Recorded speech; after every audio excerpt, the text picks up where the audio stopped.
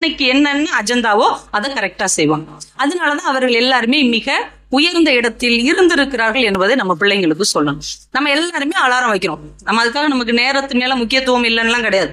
எல்லாருமே சரியான நேரத்துக்கு எந்திக்கணும்னா நினைக்கிறோம். அலாரம் வைக்கிறோம். 5 மணிக்கு அலாரம் வைக்கிறோம். அலாரமும் அடிக்குது.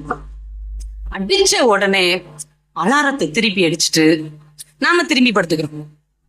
உண்மையா இல்லையா? அலாரத்தை திருப்பி அடிப்பவர்கள் ஒரு கைத்தட்டல் கொடுங்க பார்ப்போம். எல்லாம் நம்ம இனம் தான், என் இனமடா நீ அப்படிங்கிற மாதிரி அலாரம் அடிச்ச உடனே அதை ஸ்னூஸுக்கு அடிச்சு விட்டுட்டு திரும்பி படுத்துக்கிறோம். ஆனால் இன்னைக்கு நான் சொல்றது உங்க மனசுல பதிஞ்சுக்கோங்க. நீங்கள் திருப்பி அடிப்பது அலாரத்தை அல்ல, உங்கள் வாழ்க்கையின் முன்னேற்றத்தை என்பதை ஞாபகத்தில் வச்சுக்கோங்க. ஒவ்வொரு முறை அலாரத்தை திருப்பி அடிக்கும் போதும் இது அலாரத்தை அடிக்கல, நம்முடைய வாழ்க்கையின் முன்னேற்றத்தை அடிக்கிறோம்.